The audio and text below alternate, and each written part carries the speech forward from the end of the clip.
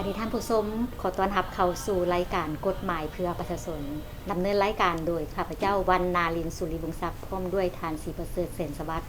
เมื่อที่ทางรายการได้รับเกียรติจากทานบุญคงลาดเฉียมพลกรรมการสำรองศูนย์กลางพรรค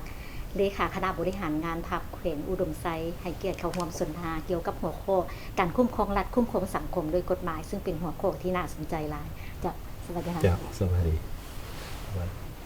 เดี๋ยวคือดังที่ได้นำเสนอต่อทานผู้ชมไปแล้วว่าหัวข้อที่เราจะนำเสนอมื้อนี้ก็คือการคุ้มครองรัฐคุ้มครองสังคมด้วยกฎหมายเว้าเฉพาะเว้ารวมก็คือว่าอยู่ภายในแขวงของพวกเรามีคือน้อยใดทานเจ้า ถือว่าในตลอดระยะที่ผ่านมานี้เนาะแขวงอุดมไซพวกเราก็ได้เอาใจใส่นำพาสีนำจัดตั้งปฏิบัติคุ้มครองรัฐคุ้มครองสังคมโดยกฎหมายว่าหัดกลุ่มเข้าสู่ระเบียบกฎหมายเทื่อละกาวเนาะซึ่งในนี้บรรดาหน้าเวียกที่พวกเราได้จัดตั้งปฏิบัติแล้วก็มีผลสำเร็จ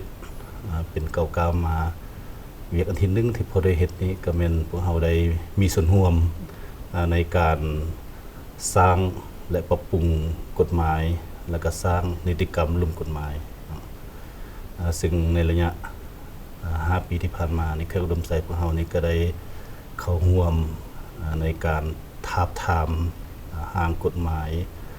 ใหม่แล้วก็ปรับปรุงในกฎหมายนี้ถือว่าทางกระทรวงที่เกี่ยวข้องขั้นส่วนกลางก็คือทางเบืองสภาแห่งชาติที่ได้มาจัดตั้งปฏิบัตินี้ก็เป็นจำนวนหลายเพราะเราได้เข้าร่วมมีความคิดความเห็นในการปรับปรุงแล้วก็สร้างใหม่เนาะแล้วพร้อมเดียวกันนี้พวกเราก็ได้มีความพยายามตั้งหน้าในการสร้างนิติกรรมลุ่มกฎหมายเนาะบางแขนงการอันใดที่บ่ยังบ่ทันจะทันแจ้งบ่ทันครบทันถ้วนอันนี้พวกเราได้มีแผนแล้วก็ได้นำเสนอให้ทางสภาประชาชนแขวงในการกำหนดเข้าแผนกองประชุมสภาแต่ละครั้งแล้วก็ได้รับรองเรื่องว่าเป็นการสร้างนิติกรรมลุ่มกฎหมายอยู่แขวงพวกเราใน5 ปีที่ผ่านมานี้ถือว่าสร้างได้27 ฉบับนิติกรรมลุ่มกฎหมายในนี้ก็ถือว่าปรับปรุงใหม่อีก2 ฉบับเนาะอันนั้นเป็นนาวิกหลักที่1ที่พวกเราได้เฮ็ดหลังที่2มานี้พวกเราก็ได้ เอาใจใส่นำพาสีนำในการเผยแพร่กฎหมายเนาะแต่ละกฎหมายที่ออกมาใหม่หรือกฎหมายเก่าแต่ละโครงเขตเวียกงานพวกเราได้เอาใจใส่เผยแพร่โฆษณาทางหลายช่องทางทางสื่อออนไลน์ทางโทรโข่งทางวิทยุทางลงจัดตั้งเผยแพร่หำเหียนในการจัดตั้งพรรครัฐก็คือพ่อแม่ประชาชนฮอดขั้นรากฐานนี่โดยรวมแล้วถือว่าได้เผยแพร่อย่างกว้างขวางพอสมควรอันนี้ถือว่าเห็นให้พ่อแม่ประชาชนจำนวนหลวงหลายก็ได้รับรู้เข้าใจต่อกับกฎหมายและนิติกรรมกฎหมายต่างๆที่วางออกมานี้อย่างกว้างขวางพอสมควรอันนี้เป็นบรรทัดที่2หลังที่3มานี้พวกเราก็ได้เอาใจใส่นำภาษีนำเข้มงวดในการจัดตั้งปฏิบัติบังคับใช้กฎหมายต่อผู้ละเมิดกฎหมายอันนี้พวกเราได้มีการจัดตั้งปฏิบัติดำเนินคดีโดยอิงใส่กฎหมายทางบริหารหรือว่าทางขบวนยุติธรรมอันนี้ถือว่าได้เฮ็ดเป็นปกติต่อเนื่องพวกเรามีการจัดตั้งโดยเฉพาะแม่นองค์การปกป้องกฎหมายนี้แต่ละขั้นอยู่นับทางขั้นเมืองและขั้นแขวง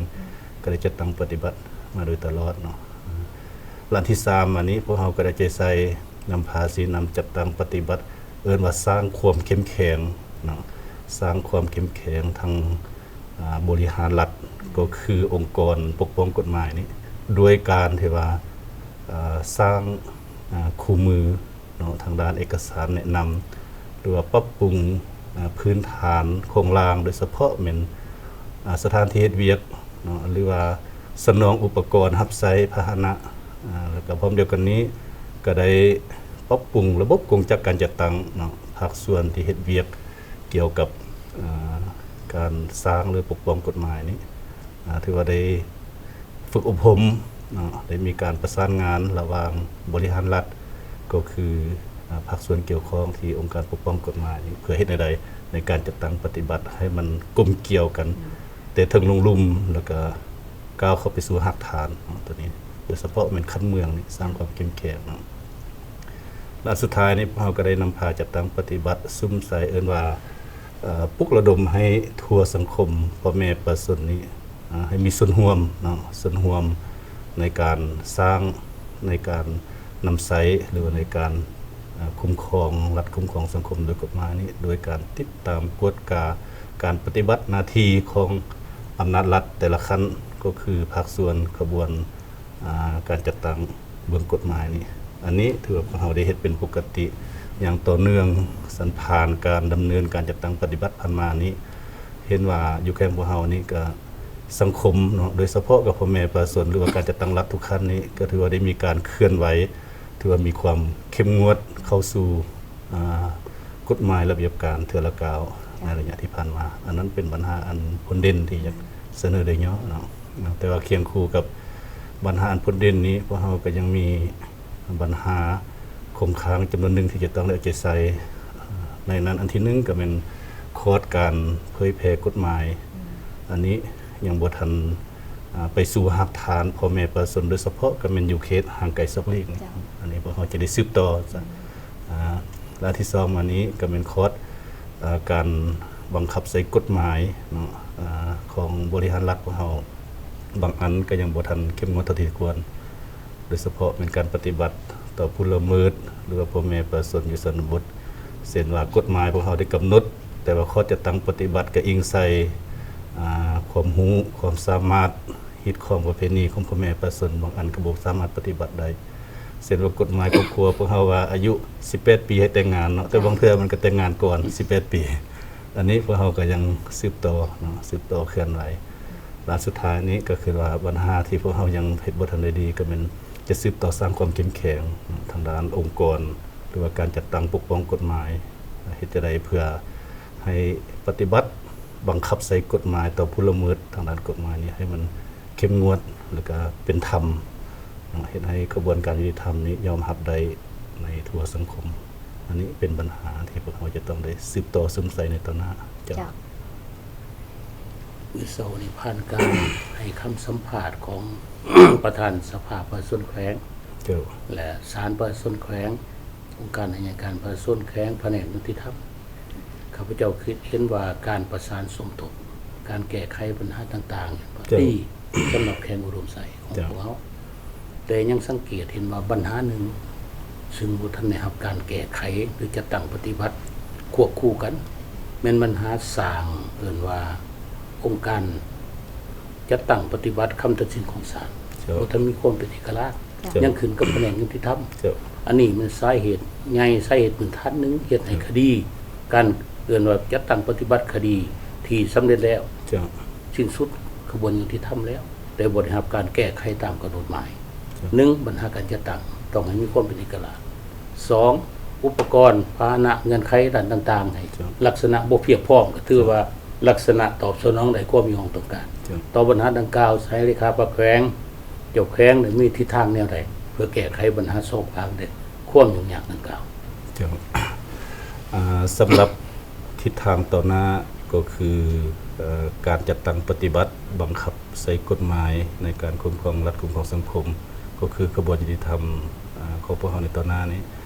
ถือว่าพวกเราก็ได้ปฏิบัติตามแผนอยู่ในนั้นกับมติกองประชุมใหญ่ครั้งที่10ขององค์คณะปกครองก็ได้กำหนดว่าเรื่องสืบต่อปรับปรุงบูรณะเอิ้นว่าพวกเราจะเข้มงวดศักดิ์สิทธิ์เด็ดขาดในการคุ้มครองรัฐคุ้มครองสังคมโดยกฎหมายในคำขวัญของกองประชุมใหญ่ครั้งที่10ก็ได้ว่าซึ่งในนี้ก่อนอื่นมัธยพวกเราจะซุ่มใส่พวกเราก็ได้ตีราคาเห็นปัญหาด้านอ่อนคงค้างแล้วก็ความมีความต้องการของหน้าที่เวียกงานก็คือความมีความต้องการของสังคมนี้ในระยะที่ผ่านมานี้หนึ่งในนั้นก็คือทางทานนายกมาเนาะสั่นพวกเราก็เห็นแล้วว่าก่อนอื่นมัธยพวกเราจะสืบต่อพร้อมกันเข้าร่วมในการสร้างปรับปรุงกฎหมายที่กระทรวงองค์การหรือรัฐบาลก็คือสภาที่ได้มีแผนการมานี้พวกเราจะได้มีส่วนร่วมในการมีความคิดความเห็นให้มันกงไปกงมาเพื่อเฮ็ดแนวใดแน่ใส่ปรับปรุงสร้างกฎหมายนี้ให้มันถูกต้องสอดคล้องกับสภาพความเป็นจริงแล้วพร้อมเดียวกันนี้การสร้างนิติกรรมลงกฎหมายอันนี้พวกเราเป็นปัญหาที่พวกเราจะต้องได้เอาใจใส่เฮ็ดแนวใดอยากให้การสร้างและปรับปรุงกฎหมายนี้ให้ไปตามทิศที่สร้าง เนาะทิศ3สร้างก็คือว่าให้ท้องถิ่นเนาะได้มีสิทธิ์ในการนำใช้กฎหมายหรือว่าจัดตั้งปฏิบัติกฎหมายเนี่ยให้มันแข็งแรงขึ้นตัวนี้อันนี้เป็นจุดหนึ่งที่พวกเราเห็นในระยะที่ผ่านมานี่และที่2มานี้พวกเราก็จะได้เผยแพร่ ทางด้านกฎหมายระเบียบการต่างๆนี้ให้มันกว้างขวางแข็งแรงลึกซึ้งขึ้นตื่มเข้าสู่โดยเฉพาะแม่นหักฐานและปัญหาสำคัญคือท่านนายกมานี้เว้าเรื่องการจัดตั้งปกป้องกฎหมายก็คือองค์กรที่ปฏิบัติคำตัดสินของศาลนี้อันนี้ก็เป็นอยู่ในแผน1ยุทธศาสตร์ที่พวกเราได้ซุ่มใส่ปรับปรุงสร้างความเข้มแข็งให้แก่การจัดตั้งปกป้องกฎหมายหนึ่งในนั้นก็เป็นห้องการปฏิบัติคำตัดสินของศาลถือว่าในระยะที่ผ่านมานี้ก็ถือว่าโดยปฏิบัติตามทิศชี้นำของกระทรวงที่เกี่ยวข้องก็คือความเป็นจริงอยู่แค่พวกเราก็เห็นได้ว่าพวกเรายังมีความยุ่งยากคือว่าองค์การปฏิบัติคำตัดสินของศาลที่ใช้ได้อย่างเด็ดขาดนี้ก็ยังอยู่ในยุติธรรมยังบ่ทันได้เป็นเอกราชอันนี้ก็เนื่องมาจากว่าพวกเรายังบ่ทันพร้อมหลายอย่างโดยเฉพาะเราเป็นด้านบุคลากรแล้วก็สิ่งอำนวยเนาะต่างๆคืออยู่คันเมืองเนาะหรือว่าคันเขตสิพวกเรายังบ่ทันได้มีการจัดตั้งส่วนตัวนี้ทางแขวงก็ได้ประสานสมทบกระทรวงเนาะโดยเฉพาะเป็นกระทรวงยุติธรรมพวกเราจะได้ร่วมกันเนาะจะได้เริ่มจากการค้นคว้าคัดเลือกบุคลากรอันนี้จะให้กระทรวงมีส่วนร่วมในการเบิ่งทางคอร์สด้านวิชาการส่วนท้องถิ่นพวกเราก็จะได้มีส่วนร่วมในการจัดสรรสถานที่บอนเฮ็ดเวียกอุปกรณ์พาหนะต่างๆแล้วก็คิดว่าจะได้สืบต่อพร้อมกันจัดตั้งผ่านมานี่พวกเราก็ได้พร้อมกันจัดตั้งปฏิบัติแต่ก็ยังบ่ทันได้ท่วงทันกับเวลาเฮ็ดให้คดีที่ได้ตัดสินไปแล้วยังบ่ได้รับการแก้ไขจัดตั้งปฏิบัติอย่างว่องไวทันการอันนี้ยังเป็นข้อที่พวกเราจะได้สืบต่อครับข้าพเจ้าอยากถามเนี่ยตื่มว่าผ่านมาในการเผยแพร่การศึกษาอบรมพฤติกรรมในการจัดตั้งปฏิบัติดีอยู่แล้วแต่ปัญหาที่ประชาชนยังของใจในการแก้ไขปัญหาเห็นว่ายังคัดของอยู่ซึ่งว่าสำคัญปัญหาเป็นแบบอย่างทางด้านพฤติกรรมจะเป็นด้านการจัดตั้งปฏิบัติกฎหมายเป็นแบบอย่างทางด้านการเว้าการโฆษณาอบรมนี่ดีแหละแต่ในทางด้านพฤติกรรมนี่ถ้าเฮาเฮ็ดได้ดีอาจจะดีแต่ว่าท่านมีทิศมีทัศนะในใดเฮ็ดให้การนำผู้ปกครองเจ้าหน้าที่เป็นแบบอย่างทางด้านพฤติกรรมถือว่าบ่ให้มันมีสิ่งที่ประชาชนบ่เชื่อมั่นตัวนี้อยากให้ท่านมีทัศนะมีความคิดความเห็นตื่นเจ้าต่อกับการนำภาษีนำในการจัดตั้งปฏิบัติกฎหมายก็คือการบังคับใช้กฎหมายในการคุ้มครองรัฐคุ้มครองสังคมนี้เนาะพวกเราก็เคยรับรู้นำกันแล้วว่าการนำพาที่ดีก็คือการนำพาความเป็นแบบอย่างสันตัวนี้ในระยะผ่านมาก็คือต่อหน้านี้แขวงพวกเรานี้เป็นแขวงหนึ่งที่ได้มีนิติกรรมมีระเบียบในการคุ้มครองคณะพักคณะนำแต่ละขั้นโดยเฉพาะคือคณะบริหารงานสิแต่ละขั้นพวกเราก็มีกลไกมีนิติกรรมคุ้มครองเบื้องพรรคและพร้อมเดียวกันนี้ก็มีการคุ้มครองเบื้องรัฐซึ่งมันแสดงออกข้อกำหนดในการจัดตั้งการเคลื่อนไหวพระบทบาท10 นาทีขององค์การปกครองขั้นเมืองเนาะแล้วพวกเราก็เบิ่งข้อห้ามของสมาชิกพรรคแล้วก็ข้อห้ามของคณะพรรคคณะนำแต่ละขั้นอันนี้ในระยะผ่านมาในแขวงพวกเรานี่ก็ได้ออกนิติกรรมหนึ่งในนั้นก็แม่นข้อตกลงของเจ้าแขวงเลขที่99ในนั้นพวกเราได้ห้ามเนาะห้ามพนักงานสมาชิกพรรคนี่ถือว่าโมงราชการนับแต่ 7:00 นเช้าฮอด4:30 ตอนแลงของทุกๆวันราชการแต่วันจันทร์ฮอดวันศุกร์นี้ถือว่าบ่ให้ดื่มเหล้าดื่มเบียร์ในตอนกลางวันเนาะอันนี้ก็เป็นอันนึงที่พวกเราได้พร้อมกันจัดตั้งปฏิบัติมาขั้นตอนตัวนี้ก็ถือว่าเฮ็ดให้พนักงานสมาชิกพรรคก็คือพ่อแม่ประชาชนนี้ได้สนับสนุนเป็นอย่างดีแล้วก็พวกเราก็ประหยัด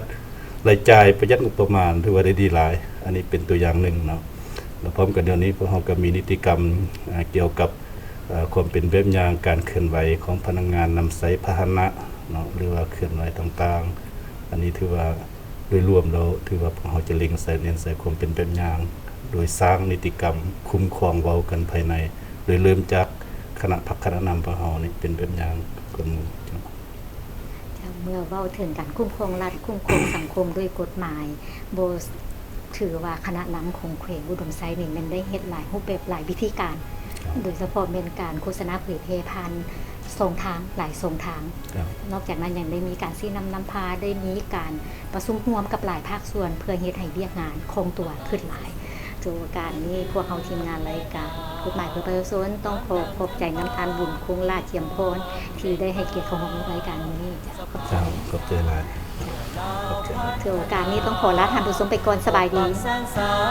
ศาสตร์ลาวให้มันยืนนานสภาแห่งศาสตร์สภาของประชาชนโดยประชาชนเพื่อประชาชนสิทธิและหน้าที่เกิดไว้ในใจของตน ผู้แทนทุกคนประกันด้วยเกียรติศักดิ์ศรี